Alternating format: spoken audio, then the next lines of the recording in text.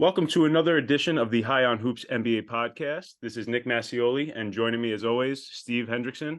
Steve, we had some big news breaking since we last talked. So first, Kyrie Irving had requested a trade request, I think right after we talked. Even before then, though, we had the All-Star reserves were announced. But then, yes, we had Kyrie Irving request his trade. And today, Kyrie officially traded to the Dallas Mavericks today. But before then, we wanted to touch on the All-Star reserve reactions a little bit before we got into that Kyrie Irving trade. So right off the top, we had a few shocking selections, I would say. We gave our predictions last week on the All-Star reserves. We were pretty spot on, but there was a few there that varied from our predictions. So you got anything to say about those? Definitely a few that varied from our predictions. I mean, just looking at the list now, there's a few that we didn't even have in consideration, like Drew Holiday, we didn't even have in consideration for Yeah, a spot. I had mentioned him in my honorable mentions, but like I said, I didn't really give any of those guys like too much consideration. But yeah, continue. Yeah, I mean, that was kind of the biggest shock to me. There was a few others that were pretty shocking as well. I mean, Jaren Jackson Jr. was kind of a shock. Big shock for me personally. Yeah, I definitely you had even said too when we were going through the ballots, you're like, yeah, I had Triple J on here. I think he was kind of like, I mean, one of your honorable mentions, but you even said you were trying to consider him and you couldn't even get there. I mean, he didn't even make it into the consideration bucket for me. Just Yeah. basically, yeah, but yeah, that was a pretty shocking one right there. I mean, like we talked about, he's playing like 26 minutes a game. His minute total, you sent me like an image of his minute total, and it was on par with who was his minute total? It was like right around the same as AD. So like he has like Yeah, 36 games played. AD had, and that was another one of our discussions last week. We were talking about the minutes played, the games played, how that all factors in. But yeah, I mean, you could say like, oh well, yeah, he played so many more games than AD, than this guy, than that guy. But when you look at the actual minute totals, like to your point, yeah, it's pretty much like it's like within 60 minutes. So what is that, like a few quarters of like 5 quarters? Like how much does that exactly. really And weigh and into the how much decision there? better has AD been than Jaren Jackson Jr. in those minutes? He's been like Exactly. perpetually better. Like that was kind of a crazy one for me. Well, when you put it that way, like yes, it is shocking, but it also kind of makes sense because as we know, the coaches vote on this, so it's not the same way it's decided as the starters, where it's the fan vote, the media vote, and the coaches vote or the player Right. vote. Right? Yeah, the coaches actually don't have anything to do with the starters.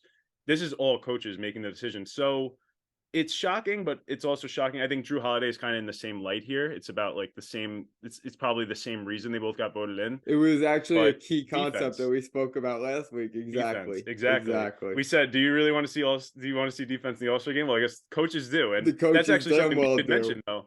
That's Yeah. something we did mention. I think I had mentioned that when I was talking about Bam, and I said he's the Defensive Player of the Year candidate, and he's having his best offensive season. And I said, but that's what coaches care about. He's holding down the defense while they're there. But obviously, Triple J and Drew Holiday got the shoe in mainly, I would say mainly because of defense. I mean, don't get me wrong. Triple J's defensive numbers are out of control. They're crazy. It's like 3 blocks a game and he's playing 26 a game. So it's really like 4 if you extrapolate that to 36 minutes. But Right. I mean, I don't really love that because he's not playing 36 minutes. So that's not what he's producing on the court. Because he But you fouls could too spin much it though. also. You could spin it. What'd you say?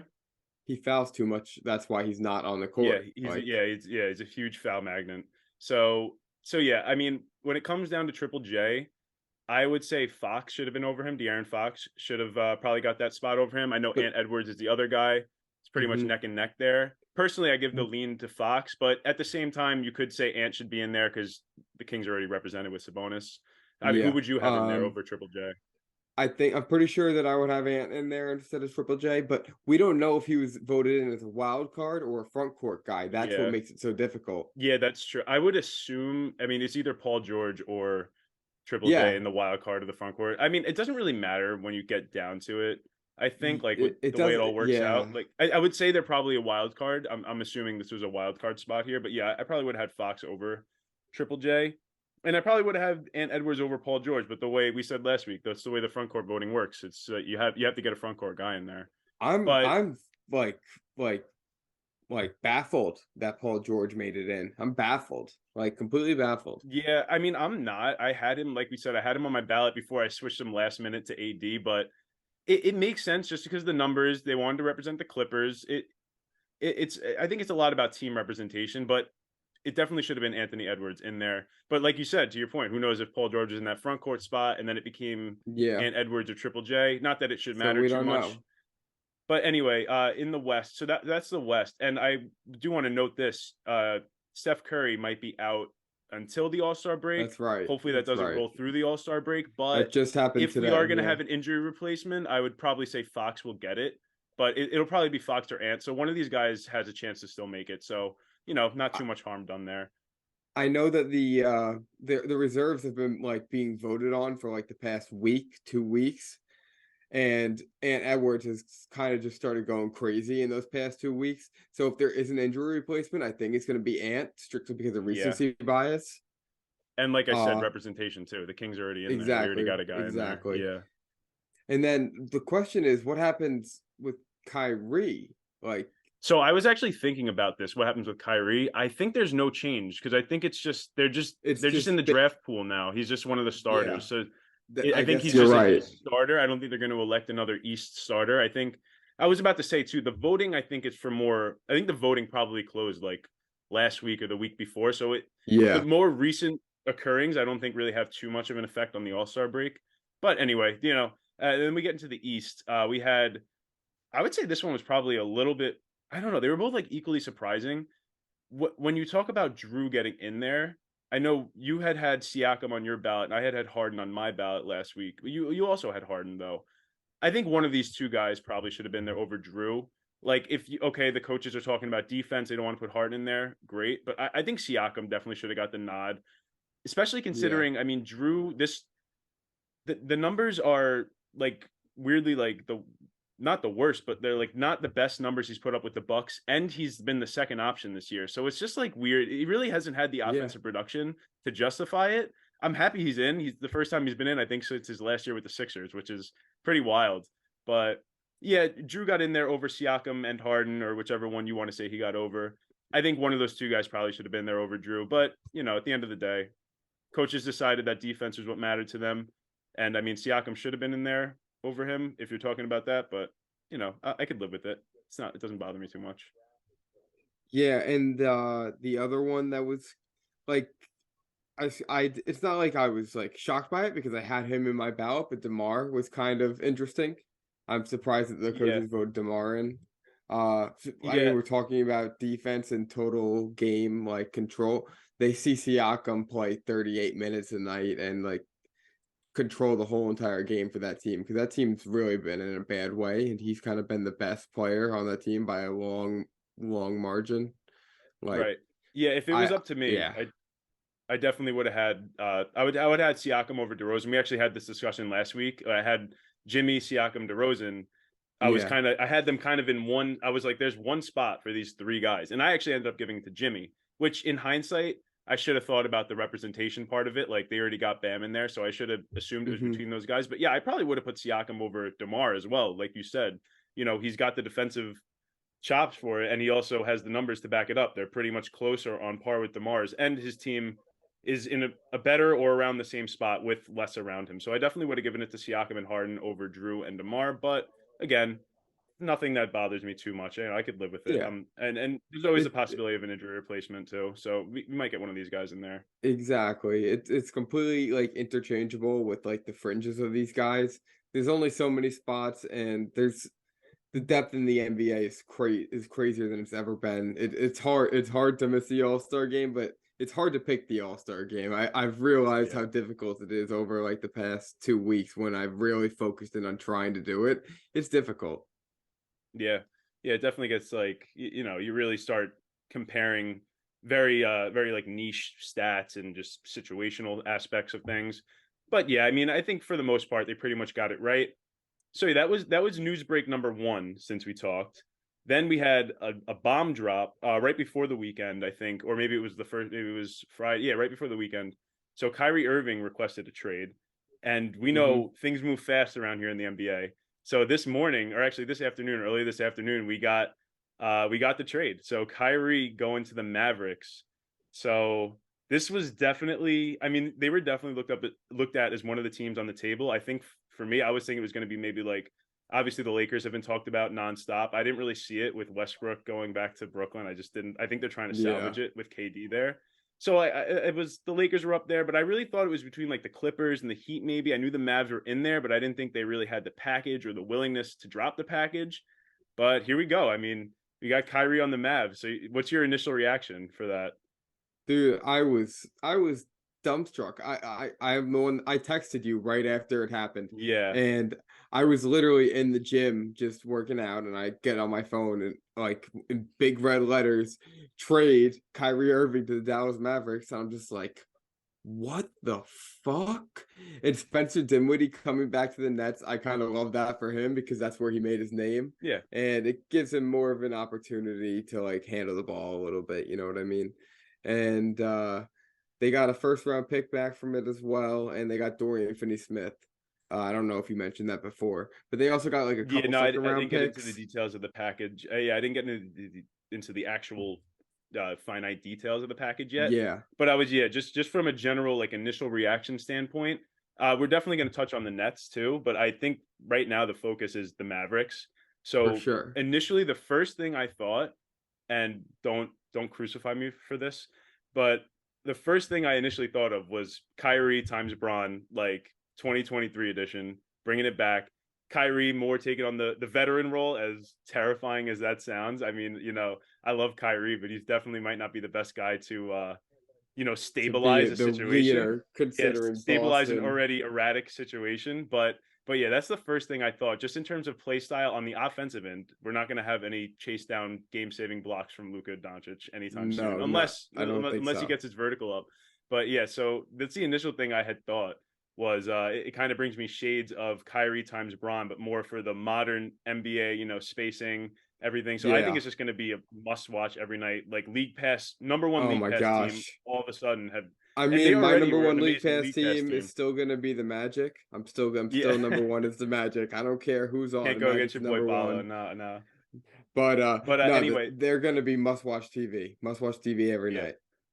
So an interesting thing I wanted to kind of dive into here. I don't know why this is where my brain went first with it, but I was thinking like usage. So I was like, yes, it is shades of Kyrie and LeBron, but I think I just off the top of my head, I was like, I'm pretty sure Luka's usage has to be way higher than LeBron's was that year. That's probably So right. That's definitely right. yeah. Like, So I actually went in, I dove a little bit into the numbers.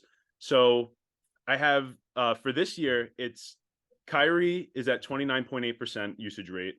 And I'm just going to throw his name in too because this is who he's been running with the whole year. KD has been 31.5% usage rate. That's pretty on par with 2015-16 season. Kyrie is at 29.5% usage rate. So just about the same as 29.8, yeah, pretty much spot on. And LeBron, 31.3%, pretty much the same as KD's 31.5 right now. So that shows you that's what Kyrie's used to in his, duo tandem kind of thing. I didn't get into like when Harden was there and everything. That was 16 games of just pure, yeah. just basketball, like what if. But anyway, so this year we have Kyrie, as I said, at 29.8%. So he's about where he usually is. But we have Luka at 38.3%. So that's much higher than the 31.5 and I 31.3 have area I that he's have an used to. argument for that though. I mean, Lucas is based off of necessity. It's Right. they had nothing. Like Spencer Dinwiddie's nice and all. They had nothing. They had no other way to score. They played the Pistons. I believe it was on Thursday night this past week. They were down by like 20 at halftime, 17 at halftime, and Luka just said, "Fuck this. I'm scoring 53 points and I'm going to win us this game." And that's exactly what he did. Right. No one else had double digit points in the third quarter and he had 40. Like no one else Yeah. on his team had over 10 points, not even 10 points, and he had 40 carrying that team to a win. Like he had to do it. And now he's got someone that could take a lot of the pressure off of him. Right. So yeah, that's exactly where I was going with it too. I agree with you there because now it's a matter of do we see an adjustment on Luca's end? Because Yeah. I think we do personally. I think he understands that this is what he's been asking for, and this is his chance. I even said one of the things at the top that I really was thinking. I was like, this could either be a huge there's a huge risk to reward ratio because I think it's definitely risky. We've seen this before. Kyrie's been moved before, and it's been like, oh Yeah. my gosh, Kyrie Irving on this team, like can't even imagine how awesome this is going to be. And not always does it lead to greener pastures. I mean, obviously with the I mean, Celtics, that was a little bit of a disaster. And with the Nets now, look how it one ended could up. He just got argue traded today. it's never been a good thing to trade for Kyrie Irving. One can argue that. He was like Right. the only time that he was successful was when he was on Cleveland with LeBron. You know what I mean? That was the Right. only time that he's like seeing like that true success in his career. Like yeah, the Celtics, they made it to Eastern Conference Finals without him, if I remember correctly. Yeah. And I think, then yeah. yeah, he went out with an injury, right? Yeah, And they well, made it to the Eastern even Conference before, Finals. yeah, yes, yeah, exactly, yeah. So he went out with injury, and they had made it that far without him. But yeah, so that basically brings me to my point is that it could either click, and this could be a championship level move, maybe even as soon as this year, who knows, or this could be the start of the story of how Luka Doncic ended up leaving the Dallas Mavericks. That's not what I want to happen. I want to see this work out. I would love to see a rekindling of that Kyrie with an elite, point forward kind of guy like this. Yeah. But yeah, there's always the possibility on the table that this could go one of two directions. And I think it's either going to go amazingly well, or even if it goes average, I think there's just so much friction there that it spins it into a disaster situation. So I I really think mean, it's either end of the spectrum here. yeah, you're not wrong at all. They could be really fucking good with this team, or it could just turn right upside down on them. I mean, I was saying before the personalities of Kyrie, Christian Wood, and Luca as like your It's best three players, that could be a chaotic erratic. situation. That could be It could be, very, yeah, very it could be very chaotic. chaotic. So I yeah, mean, yeah. there's definitely a lot of ways that it could go. I'm willing to say, I'm willing to bet that it probably goes pretty well for the rest of the season, though. But anyway, so that brings me to the actual moving pieces of this trade. So you had said what exactly was going each way. Do you have that like off the top of It your head right now? was, I'm pretty sure it was just straight up Kyrie to the Mavs for And if there is something combination. else, it'll just come in probably contract here and there, maybe a second round pick or something. But Exactly, Kyrie to the exactly. Mavs. Kyrie to the Mavs, and then Spencer Dinwiddie, Dorian Finney-Smith. I believe next year's first round pick or the year after that's first round pick for the Mavericks, and then 2 second round picks. Okay. Yeah. So I'd say that's a decent package heading the way of the Nets. I mean, not the most incredible thing ever, but it's definitely a functional package. So I'm gonna start with the Mavs though. So I was thinking about it. So I'm thinking, so what's their best five gonna look like? So I would say it's probably Luca at the one, Kyrie at the two. I mean, that's interchangeable, but I would say Luca's Luca's the floor general kind of. I'd say Kyrie's kind Kyrie's of playing more off yeah, ball role. That's how Kyrie's it been worked a with shooting Harden and guard. Kyrie. That's what he's Yeah, been. exactly. Like So he's going to rock that off ball role. Then I'd say at the forward spots, I mean, three and the four, I'd say you have some combination, some two of the three of Josh Green, Tim Hardaway Jr., and Reggie Bullock. I know they're playing Reggie Bullock at the four a little bit. I really like this move for Josh Green, by the way. I think that this gives him a real yeah. chance to emerge as that defensive wing. And I He's really always like doing Josh good things when Green. I see him. Yeah. Yeah, he's always doing good things when I watch him on the But court. He's the diving for the thing to key ball. in on, the thing to key in on here, I sorry to cut you off about Josh Green. I Oh, do you're like good. Josh Green You're a good. lot. They said that the Mavericks are not done like looking for trades Yeah, also. it Like doesn't the seem like Mavericks it doesn't seem complete. No, it seems like like they have some holes. Well, as I was getting exactly. to, it's you have a couple options on the wing, nothing great. You're losing Dorian Finney-Smith really hurts. He's a great player. He's a really good player. He's the He's the key to perfect their kind of player for the modern defense. NBA. Yeah, he's that combo forward. He's an elite defender. I mean, he's like OG light almost in a way. Yeah. But he's a very, very vital player for them. So it's going to be interesting to see how they deal with that loss. But then the center spot, I mean, you have Wood there at the five. I know there's a weird thing with Wood and Powell with just Kid just doesn't love to start Wood, but I would imagine that Yeah. he's going to be closing games. He'll be part of their best five. So like I said, Luca, Kyrie, some combination of the wings. I don't know what happened to Maxi Kleber, but He's I been really like injured. Kleber. Yeah, He's been so hopefully injured, when he yeah. comes back, I think he can make a big impact there, maybe at the four or the five. But yeah, so that's pretty much the five as of now. But I'm interested to see what's next because it definitely doesn't seem like they're done. I don't think this is the kind of move you can make and just stand pat after. I think they have I to make this team fit more now. I could definitely see Tim Hardaway Jr. on the move. Yeah, he's Uh definitely expendable. he's definitely like one of those people And they've because been looking to move him too. exactly, exactly. And he's a salary dump. Maybe you can get like something out Yeah, of that. You know what I mean? who knows? I Yeah. believe he's at like 20 million a year, basically. there's so much out there. I mean, they could go all in at this point. I mean, yeah, they have that contract. I mean, who knows? Maybe they even Yeah. go for OG Anunoby. I mean, it's possible. Yeah. It would be a huge No, move, but at this point, I mean, don't you go all in now? You're y- already out of picks. The Knicks have two of their picks. exactly. They don't Send have two to any the Nets. picks. Yeah, That's the issue though with trying it'll to go it'll all get in tough. because you don't really have much to offer anymore. But yeah, so we're going to talk more about the trade deadline next week anyway. So we'll definitely bring the Mavs back up as we talk about the trade deadline and Hmm. future moves. But now I want to talk about the Nets. So what's the Nets starting lineup now? So now we have Dinwiddie at the one. Well, You have Seth Curry probably at the before we even go there, yeah. you're a proponent that the Nets are trying to salvage around KD. Right. Yeah. Well, yeah, you're right. Actually, before we go there, so yeah, what direction do the Nets take this in?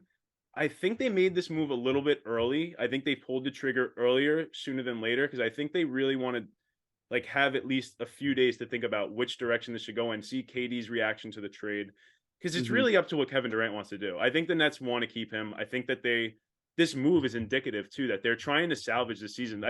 It's a decent it's a decent return in terms of what you're getting this season and in the future. Yeah, But Finney Smith is a great piece. Him, Claxton, and KD could be an elite defensive front court.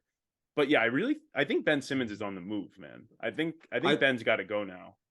I agree with you that Ben is definitely going to be on the move. I think this is a blow this shit up type situation. You think KD so? You don't think knows they're even trying to salvage it? they're not competing for a championship with this roster right now, the way it Yeah. is. They're not He doesn't like have his guy. He doesn't have a running mate, and he they're not doesn't getting have a one. running mate. He doesn't have someone that could go out there and put up 30 for him in an NBA Finals matchup. Like The they don't best they'll have get is they more role players that fit, which they got, but you can't win a championship with KD and role players. It's not like 2011 anymore with Dirk. I mean, you exactly. can't do that anymore. It's just You not how can't it's going to it's work. not So, possible. It's not okay, possible. so you think the Nets are going to blow it up? I think that there's a possibility they try to salvage it, but it's definitely looking more and more likely that they're going to be looking to see what they can do with KD. Like I said, I think they wanted to give themselves that time cushion to have some time to decide on what, because this is going to heat up. Like next week is going to be, you're going to hear nonstop Kevin Durant here rumors. I mean, the Suns are a Yeah. huge shooter.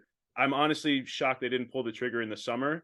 I think if the Suns get something on the table, I think they just do it. I think they're I don't within think the striking distance Nets enough. I I don't think the Nets wanted to do it in the summer. Yeah, they don't love the package. They Oh, didn't they love didn't the want to do it this package. summer. Yeah, no, Like they didn't want to do it. They didn't want to do it and at they all. didn't They love the didn't want to package move too. They don't KD. want Aiton. Well, they Yeah. don't want Aiton at all. They have no interest in Aiton because Claxton Yeah, is because they have arguably better now. Claxton. Yeah, I my thing is I think Aiton just is in a bad situation for him. I think you put Aiton in a different situation. He's really fucking good right now. Like not right now, obviously on the Suns, but I think yeah, he'd be really good in a different situation. Uh we'll definitely like get into some of that stuff next week right. So with the trade deadline coming up. right, But yeah. So my main question here now is, unless you have somewhere you want to go with that, no, you go, you go. my main question is, does this?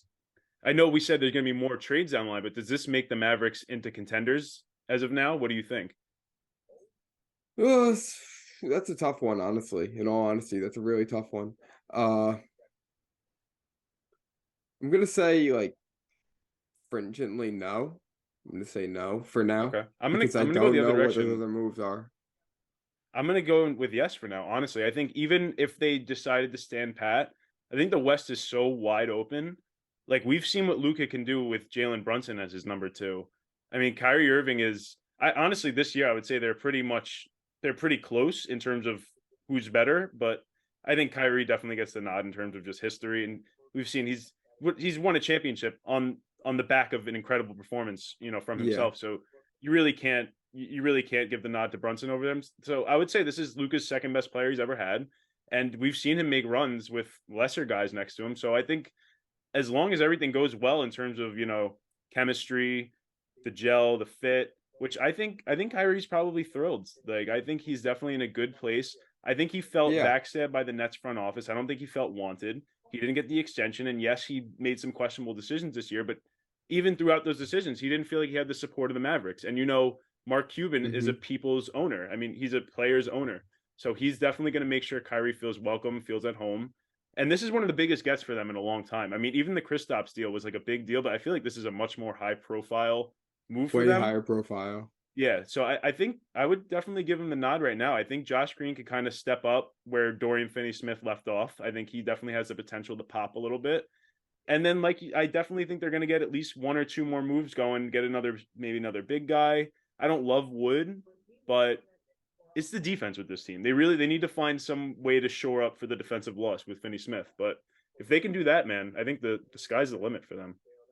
That's where I was gonna go with this. Don't believe that they're contenders as of now because of the defense. In my opinion, to win a championship, just like the coaches, how they love defense in the All-Star Yeah, it all reserves. comes full circle. Yeah, there's a reason why. I think you need defense to win a championship. Yeah, You just think of like the past couple of years, who's won the championship. It was the Warriors, who have basically a top 5 defense in the league whenever they have Draymond Green in. Before that, it was the Bucks, who were the best defense in the league that year with 2 DPOY level players, maybe 3 DPOY level players right now. right. Like Yeah, Giannis, Drew, and Brooke are all DPOY like level. And the year before that, it was the Raptors, if I'm not mistaken. No, the Lakers. The Lakers who had top yeah. 5 defense in the league. You just keep. I'm sorry, just It's keep going always back and it's back and always a back. team with defensive. Yeah, You it's always need a you top 10 need defense at least. Yeah, you need to you be in that need a top top 10. 10 defense, and you need to have a superstar or 2 superstars or 3. Yeah, I totally agree. Yeah, I guess if I could adjust what I had just said, I would say they're definitely conference finals contenders. And from Yes, that's there, you fair. never know. Luka could go absolutely crazy and he could bring them to the finals. They could have a favorable matchup. I think they're That's conference fair. finals contenders. We've seen teams run to the conference finals with no defense and then get destroyed in the conference finals, a la the Portland Blazers, the Denver Nuggets, Yeah. even a couple years ago, and the I know Mavericks last year. I know So we're not focusing on other teams right now, but if the Mavs did somehow find themselves into the NBA finals, you got to think there's only 3 or 4 teams that are coming out of the East. We talked about the contenders, the Celtics, the Bucks, the six. Not even we didn't say the Sixers were really a contender to come out of the. I We think said they they're are now. I contenders. think they are now. You I think they think they're are now? definitely Okay, contenders now. I think so over the past few weeks they've been playing their best basketball as of the day. Yeah. yeah, so Bucks, Celtics, Sixers, the Cavs, kinda, and like the The Heat are Cavs, like, their holes have shown more. They definitely have yeah, slowed down a little bit. They need a three. They really desperately they need a really guy do, besides dude. Isaac If Okoro. Even Jetty Osman is serviceable, but they need a guy at the three. I really think they it's too big of a hole a hundred to percent, a hundred shore up percent. for their other weaknesses. Yeah. No, I completely agree with that. I'm just saying, like, do we like realistically? At we came down to the Celtics and the Bucks in like the conference finals. So they say, like, when we decided who's coming out of the East on our Right. predictions, and they're not beating the Celtics or the Bucks. They're just not going to beat Yeah. them. So No, yeah, not I don't see yeah, in terms of a any. championship, yeah, I don't Yeah, see him being actually winning the championship. But yeah, I guess finals contenders would be a better way to put it. Western Conference final contenders for sure. But yeah, I mean, even when it comes down to a series against, I mean, the West, I could definitely see them coming out of any West series. Like, I could see a yeah. world where they beat the Warriors. I mean, it's not likely. And I also could see a war where they beat the Nuggets because that's not defense isn't their forte. So it's really just It's so offense versus funny. offense. It's so And in funny you say that that. battle, Luca could definitely. I think that the like best team for them to go up against, if they were like a low seed, you know what I mean? If they're like a 6 seed or Yeah. 5 seed, I think the best team for them to go up against would be the Nuggets. Like, Yeah, weirdly it's a enough, favorable matchup. Yeah, like who's stopping Luca in that situation? The there's Nuggets no have a good one. defense, but they don't have that defensive stopper, someone that's going to Yeah. shut down Luca. I mean, And they then, have I mean, you Aaron go through the Gordon, but teams. he's not like He's not he's guarding not going to Luca. stop No, Luca. yeah. Like, And then you take him all. I mean, and even if you do now, you have Kyrie there, and you don't have yeah, two guys to stop exactly. them. So honestly, I'd be very worried if I was a team like the Nuggets, mainly because they don't have those individual guy stoppers like even the Warriors or the Clippers do. But even to Yeah, that point, we've seen Luka take out the Clippers before, or almost take out the Clippers before. So, almost. I mean, I really think they can match up with any team in the West now and possibly make it. So I would say they're finals contenders, not championship contenders. I think Yeah. I don't think they could beat the Bucks, the Celtics, maybe the Sixers. I mean, but at the same time, who knows if the Sixers can even make it through the East? It's tough at the top of the East. I mean, It it's definitely very is. formidable. It's definitely not an easy run out of the East. And once you get there from the West, I mean, you got a Goliath waiting for you there in the finals. Yeah, so we 100%. really just wanted to do this pod and to touch on Kyrie going to the Mavs, but we'll definitely have more for you guys coming up this week. We're going to be getting into the trade deadline, but yeah, for tonight, that's about all we got for you guys. Steve, you got any closing remarks? For closing remarks, I mean, this is the NBA. This is what happens every year. There's some crazy trade, crazy signing. It's one of the best reality shows on TV right now, man. I love the way the league is like just like going crazy with all this movement. It may be annoying to some people, but it's really fun for someone like me and you because we get to speak on it and we get to, see what's going to happen and whatever else we could think of. But other than that, I really got nothing else to say. No, yeah, that's really the thing. It's that it all moves so fast. It's all so unpredictable, and it's so exciting. I mean, all year the commentary is when we're talking about big trades, we're like, oh yeah, this team they can sit on the assets. When that next star, who knows who it's going to be, but that next star is going to be unhappy and wants out. And I mean, we're talking about that all season as a matter of who's going to be the next guy. Is it going to be in the off season? It will be Hmm. closer to the trade deadline. Well, that came and went in a matter of 2 days. I mean, 2 days ago we have Kyrie Yeah. Irving request a trade, and he's already gone. That star already expressed his disinterest with his franchise and was moved to another location. I mean, all these teams we talk about, the Pelicans didn't even get a chance to jump on it.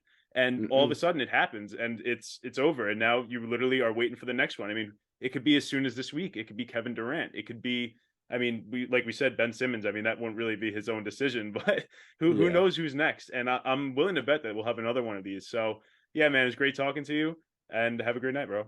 Thanks for You watching, too, man. everybody.